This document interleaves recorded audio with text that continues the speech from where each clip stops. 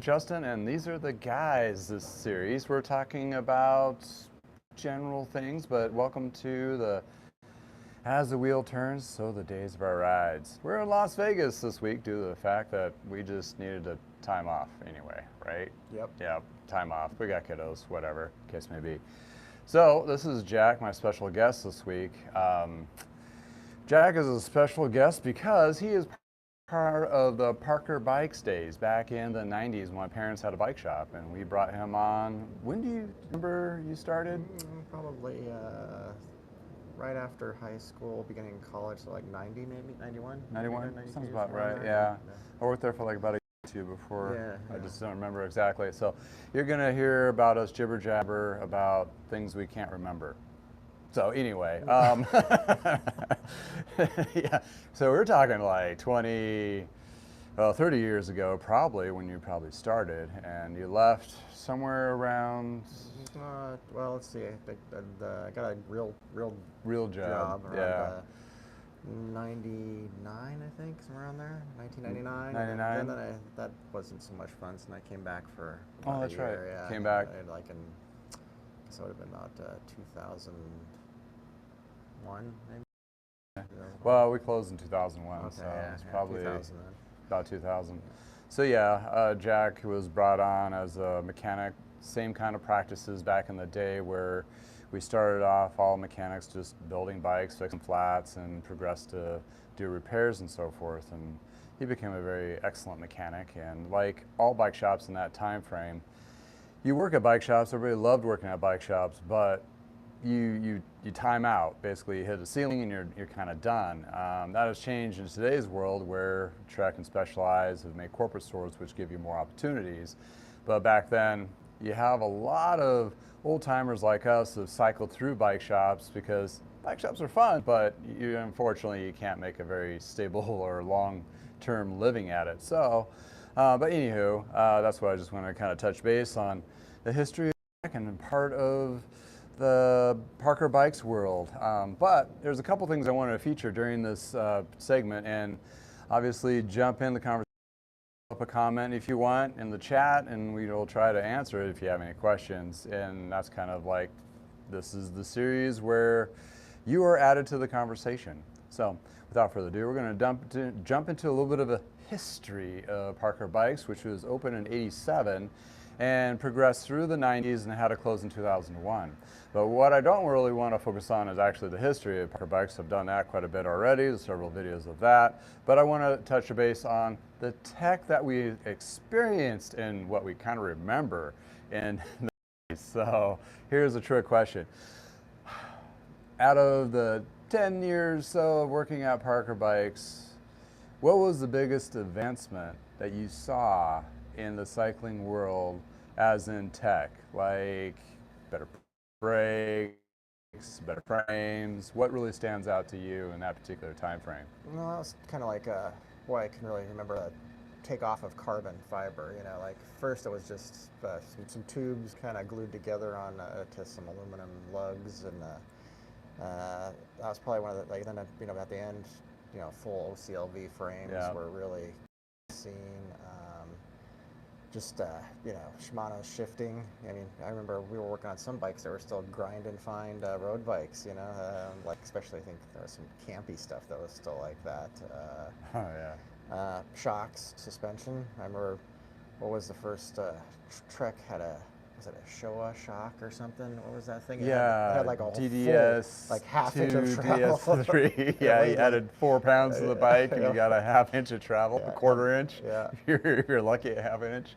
Yeah, the DDS2s and the 3s were Trek proprietary front suspension, where RockShox came on the scene in that particular time frame too. I would say, if I had to guess my memory, it was probably 94, probably 95 when those were starting to come out. About right. And then shortly after, the full suspensions, the first wave of full suspensions were quite imaginative, but they're over-engineered, and they had all sorts of this. Like the Y bike, remember that thing? Oh, the predecessor of the Y bike. The first year I remember it was 2 of them. The ST120, which was like whole bunch of aluminum tubing in every different direction, and they were trying to figure out where to put the shock. And that was kind of funny. And it was like a main linkage system, so you had one pivot and two points where the suspension go to. And the next one was the VRS.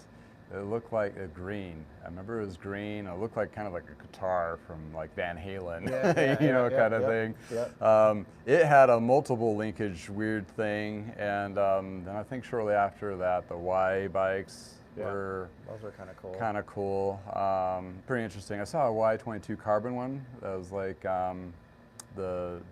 it had the natural nude carbon, wasn't paint. Well, it was clear coated, painted, whatever, but looked like carbon. And the pivot arm was kind of cool. It was just polished aluminum. That's kind of neat. Similar to the 8700 that you got, mountain bike, which is the carbon tube with the polished lugs. Very classic look, I would say, back then.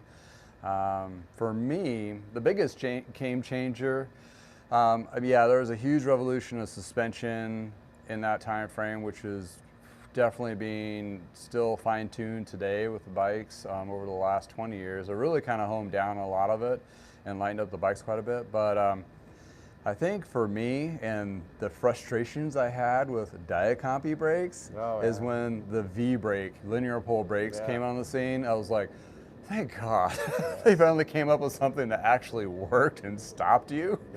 When you're mountain biking, it was kind of like white knuckle, and like, it's kind of working as you're going down the hill. I remember your hands would cramp up on the old cantilever brakes. You'd be like, you take a couple of runs. And like, my hands can't take it. The old cannies. The linear poles are probably the less expensive, but the biggest influence or change, I would say, in the industry.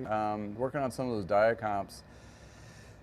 We were a Schwinn dealer, so we had like the cross cut and the crisscross, oddly, named hybrid bikes. And I remember the Dura-Ace were on the crisscross, and they also had drivetrains, which were the worst thing ever. But the brakes, the brake pads were so bad on these.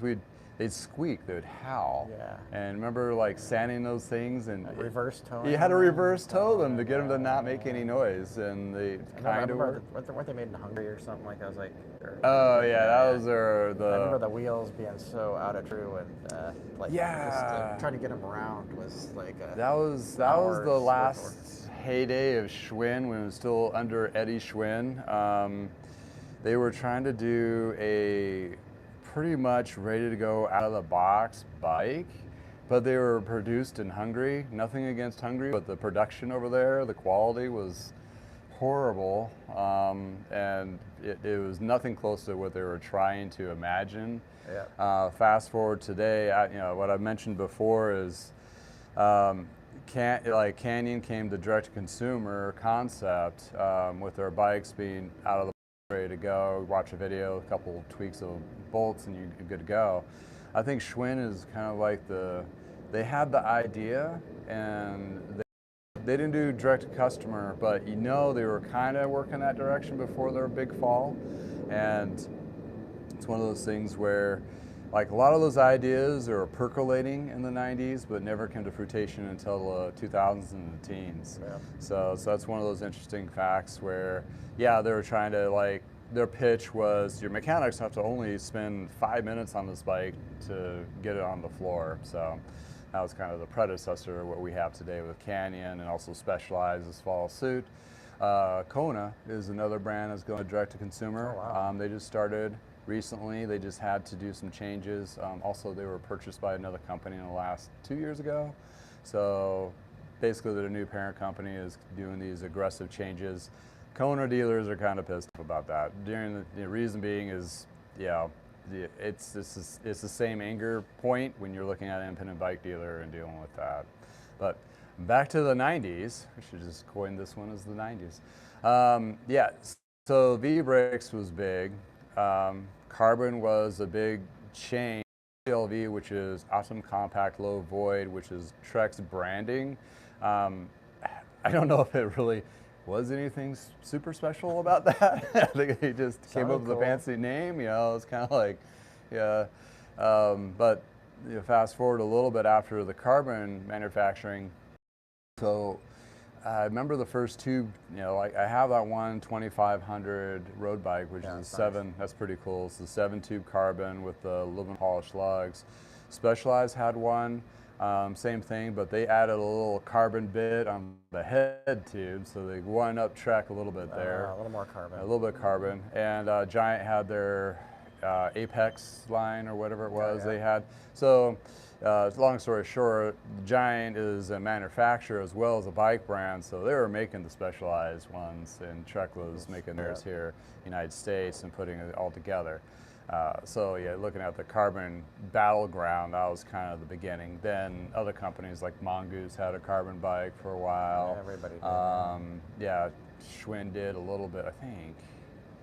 Well, Schwinn was interesting because Schwinn didn't believe, so they didn't put any carbon in their mountain bikes, and that was part of their downfall in the 90s. But their investment company that purchased the Schwinn name built it up, and they had the homegrown series, which was pretty cool. They did some full suspension and nice hardtails. But the split with Schwinn is they had a road line called Paramount. Yep. And this Paramount line got purchased by one of Eddie Schwinn's cousins. I don't think he had the same last name, but it was made in Waterford, and that's where you got the Waterford bikes, where they were kind of like your high-end steel. Didn't they make a mountain bike too? I could have sworn. Well, they did. Yeah. During like before they went under and changed over. Yeah. When we were carrying, they made a Paramount. Yeah, the like PG 50 and 90. Nice. Yeah, those were kind of cool. Steel frames. Mostly, they were just steel frames. I don't know if the Paramounts were being made in Waterford. I have to look up that. But anywho, Waterford, I think they finally had a shutdown recently, within the last year or so. But they were kind of like the Salsa's kind of steel frame following. Touring, gravel. You see one used on the used market, and it's like $1,400 just for the frame, and being 15, 20 years old. So these people really hold on to their Waterford frames. But that was kind of the split of the 90s where Schwinn had a really good going, and Schwinn was one of those household names through like the 50s, 60s, and 70s, and 80s. And Eddie Schwinn, he was the third generation Schwinn, which drove the company into the ground, and fast pace. And their acknowledgement of mountain bikes was, thought it was a fad, but obviously it became the biggest boom until Lance Armstrong came rolling through, probably around, what was that? Late 90s. He started doing his wins of his tour with Trek, and that's where. Yeah, well, he started out as a mountain biker, right? Remember? Maybe. I think yeah. before his mountain biker Leadville type stuff. Yeah. He got one of his parts removed. Right? Oh yeah. Yeah. The guy came with cancer and all that. Whatever you think about Lance Armstrong, it's like one of those things where he did a huge impact with the bike shops in general when he started winning the tours. Oh, wow. And that brought back road bikes. I mean, we had a lot of people come back to the road bike world after having mountain bike. It was a pretty good shift back and forth. So kind of interesting kind of concept. Morning. So I would say that was a pretty good, insurgence of shifting from mountain bikes back into road, where Trek was making a lot of road bikes at that particular time, and obviously they were capitalizing as much as they can on the OCLV postal team, right? And there was a lot of good, that's when television coverage started being pretty good and all that. But the downside of Schwinn, they'd build their brand up by the investment company for a couple of years, and then they got sold to Pacific Cycles, where now you see them living today in the Walmarts and department store brands and so forth. I think I saw. Oh yeah, Target too. The other brand that we carried was Mongoose, and Mongoose was back in BMX, right? Yeah, BMX. BMX back in the 70s, and you had your Diamondback, you had your Mongoose, Like and the Super Goose. the Super Goose. Yeah, Yeah. they're remaking the retro line. Oh, you can really? buy now. Wow. Yeah, I think they're trying to revamp their heyday. They look pretty cool. Our family in my neighborhood's all got one. Even the dad. Oh, It's yeah. pretty cute. But it's got the circle in the front of the frame. And Oh, really? and Wow. pads. One had all the mag wheels. Oh, yeah, the mag wheels. And I'm sure it weighs like 50 pounds. yeah, they're Crushing a little chunky. kid. Yeah. But yeah, it seems like Mongoose is trying to kind of turn things around on their BMX. They used to get a lot of good reviews, but then they have a lot of crap bikes too. Yeah, it's interesting that you say that because even with Schwinn and Mongoose as well, not sure they're owned by the same company, but they did at one point of one of the Pacific Cycles or what have you. But they've had some of the Schwinn nicer road bikes that were actually technically sold in bike shops in the 2000s. Which was kind of interesting. I came across a few of those, and Mongoose, same. The other brand that was acquired by those big box ones was GT, but they didn't put the GT line into the department store. They actually kept it as its own company in a sense, and still sold to independent bike dealers, which was kind of interesting. I saw them at Dick's the other day. Oh yeah. They're like, I mean, not department, but more of outdoor retailer, like Dick's, REI, that kind of thing. So yeah, GT is another brand we carried. So looking at the BMX, let's talk about BMX. BMX was pretty hot there. Obviously, I mean, I remember in the 70s, it was like Diamondback was the thing with their multicolored stickers, the Vipers, yeah. Sweet. Yeah. We sold a ton of those GT dynos. That's right. That was like an inexpensive, decent entry-level BMX. Yeah. GT. Yeah. Was it Redline? No. Redline. Yeah, we got We Redline carried too. line. Yeah. Redlines. Yeah, those are nice. Those were pretty cool, and they actually are still fairly popular and pretty going strong. So my parents, they would go to the bike shows and so forth, and at some point they decided to bring us along to the bike show. And do you remember what year the first bike show we went to? God, it had to be early 90s there. It was like 90. When was it was like one or two. When was Schwinn's big anniversary? Oh, their 50-year anniversary? Calculate that a couple years backwards. Yeah. Well, I lost a lot of brain cells during that particular event, the Schwinn 50-year. The investment company owned Schwinn at the time. They had this 50-year thing going on. And they had, 50 Elvises? Because it was in Las Vegas. The bike show, I should back up. The bike show was in Las Vegas. It was called Interbike. Yep. And it would have like 3 floors of 8-10 football fields worth of bike stuff. It was pretty cool. And Schwinn, they were having their 50th deal. And this was the first time we went to a bike show. And what my impression of the bike shows were, they had like their racers there, and was that Hans guy, the Trials I think that was rider? GT that had that guy. Had him? That was pretty neat. He could do the little tricks. Yeah, and they also had Missy, what's her name? Missy Giove. Yeah, she was like the queen of mountain biking back then. I remember that Evil Knievel there, wasn't he? Like he had like a BMX bike. He was. Yeah. He looked old and decrepit. Yeah. Broken up in 800 pieces. Back. Yeah, it was pretty. I don't know if Vegas did it to him or just all the pain of crashing Evil Knievel. Actually saw him live in person. He had a throne and everything. I remember that. That was kind of crazy. But yeah, that was where you got to see like prototype bikes and so forth. And the one thing I remember of all the bikes of the bike show in the 90s was, Chuck was doing the Y bikes, and they came out with the Y foil road bike, which is that crazy looking Star Trek symbol frame.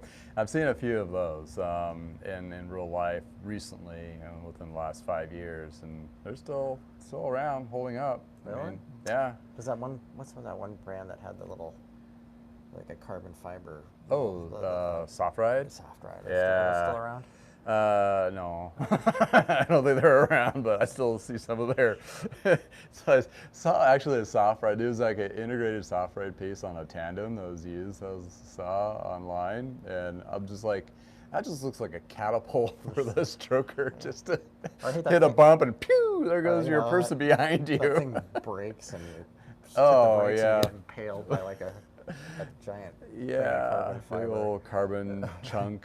Yeah, I remember Jose's bike. He had one of those. That was a nightmare to work on. Well, he was trying to integrated Suntour and Shimano componentry, and he'd find these things at Velo Swap and just kind of, here, put this piece on. You're like, it's not going to work, but we'd try.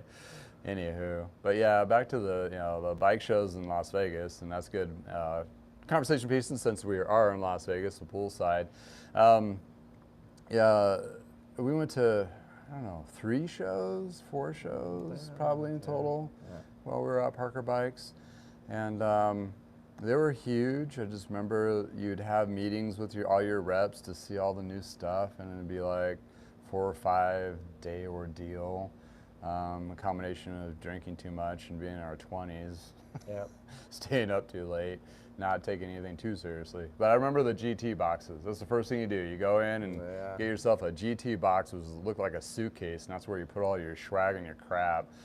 And you take that back to the bike shop, and you kind of sift through all of it, and you're like, I don't know what I got out of this. It got so insane. I remember that my parents wouldn't go to the bike shop every year because it got to the point where you really didn't need to go every year. It was just too much. So plus costs and being out of the shop. So it was kind of like a every other year event. Plus, like, well, the bike, internet coming along probably at that point more.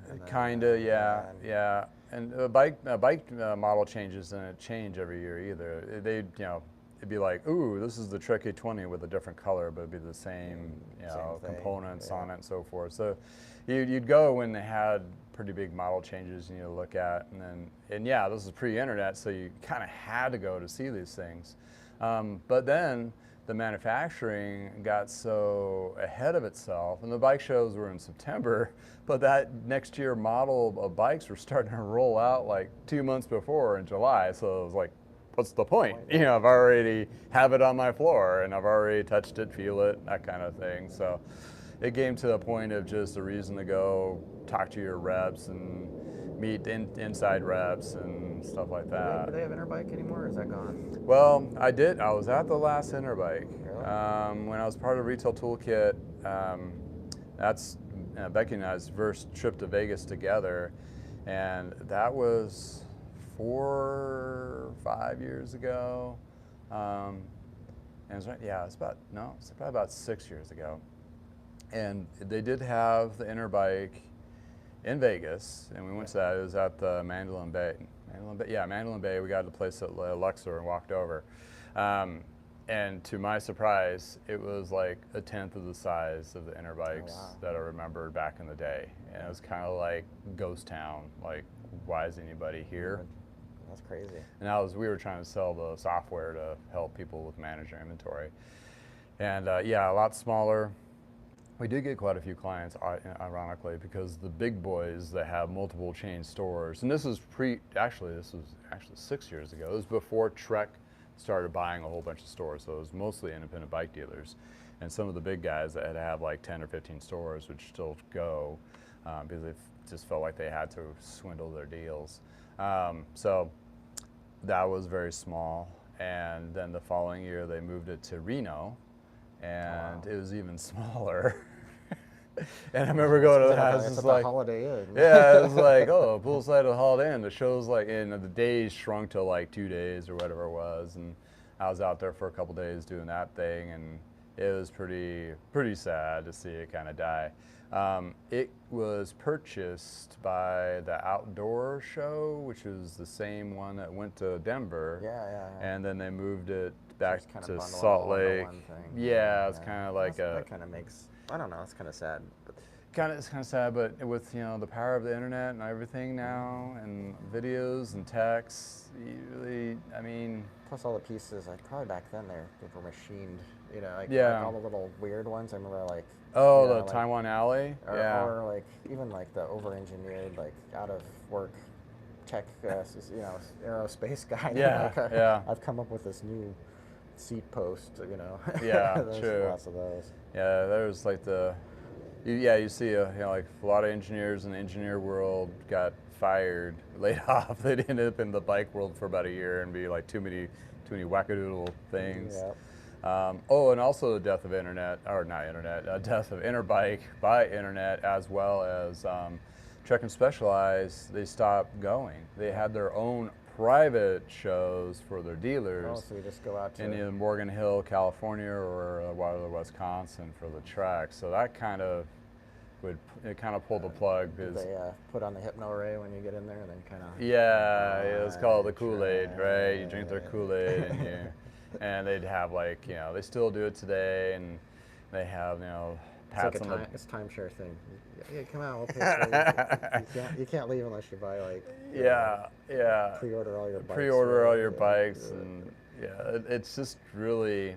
I mean, I remember going to one of those back in the 90s. Trek was doing both. They would do the Interbike, and I remember going to it was called a place called Geneva, and Lake Geneva. Lake Geneva, yeah, and they had it in a fancy hotel, and it was just like the Trek booth, and then you talk to all their people, like the reps, the creditors, all those from up and down. Then they had, that's when the Hawaii 5.0 bike came out in the 90s, where the Y bike had the top of line one. It had full XTR on it, and it was going by the Y50 TV show type thing, and it had all sorts of. It was like bluish teal with some other colors on it. I don't think I've ever seen that. Yeah, that was pretty cool.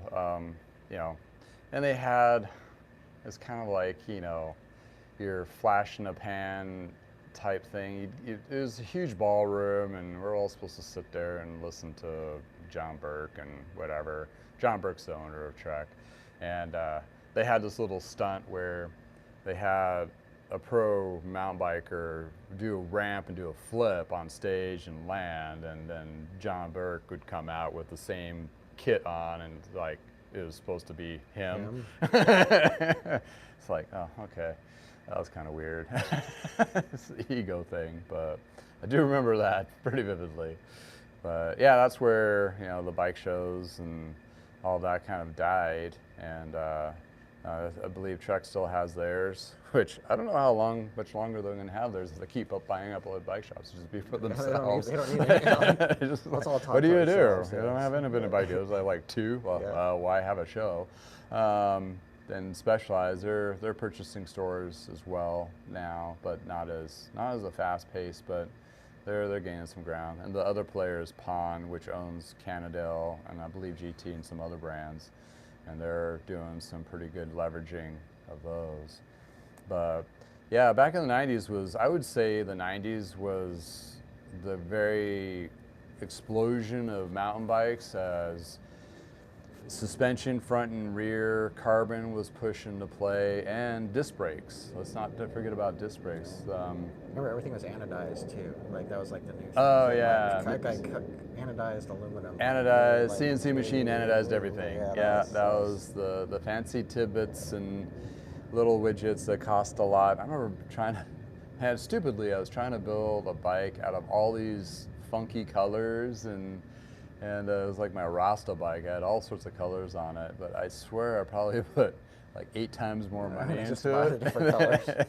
and then just buying it from the manufacturer. But yeah, I had like the Kuka cranks. Oh yeah, those were cool. Those were kind of fun. What else was there? Oh, I had an amp fork with that weird linkage. Yeah, that was neat. That was unique.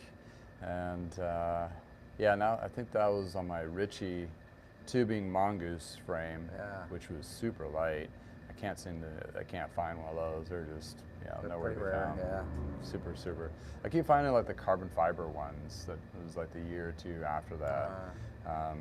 who knows who made those for Mongoose, but it was like those carbon deals. But what was it? Who was making the homegrowns in Colorado? It wasn't Yeti. Who's the other builder that made mountain bikes? What kind of material? It was just, aluminum frames, that kind of thing. I can't remember. I think it was in Durango? Huh. Something like that. Because some of the homegrowns were made in the United States, where they came from the homegrown, and they were being built somewhere in the mountains. Maybe it was Manitou. Oh yeah, Manitou is another brand. There was that, the titanium guys, right? Is it Dean? Are they here? Oh yeah, Dean. Yeah, there's another one, but I can't remember. Dean and Lightspeed and Serrata. Yeah, there's some of those big manufacturers that would snag up some of the smaller builders to make their niche upper end lines. Yeah. Which was kind of cool.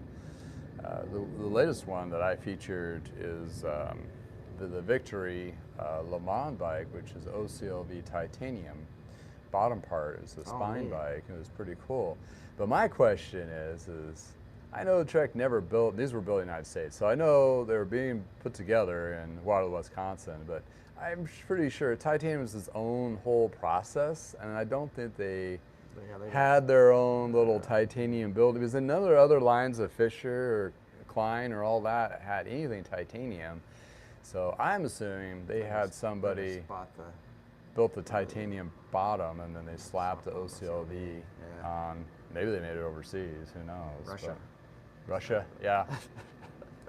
Yeah, it turns out Russia was the cause of titanium being expensive, because they're the only ones producing, like, titanium's not rare apparently, but it was so hard to get during the Cold War and afterwards that we had conversations about that of bait and switch so America can get titanium from Russia, because we're saying we're building something, but it was actually other things, spy plane or something. But yeah, but now since the portal through China, a lot of titanium the prices have gone down. The processes of building the frames and the tubing is still kind of expensive due to the fact that it's just not as much volume you would have. So volume actually drives prices down, where titanium, it's still out there, and you actually find a lot of titaniums out there. And yourself, you can actually get a hold of some Taiwan company and have a titanium frame built and logoed for your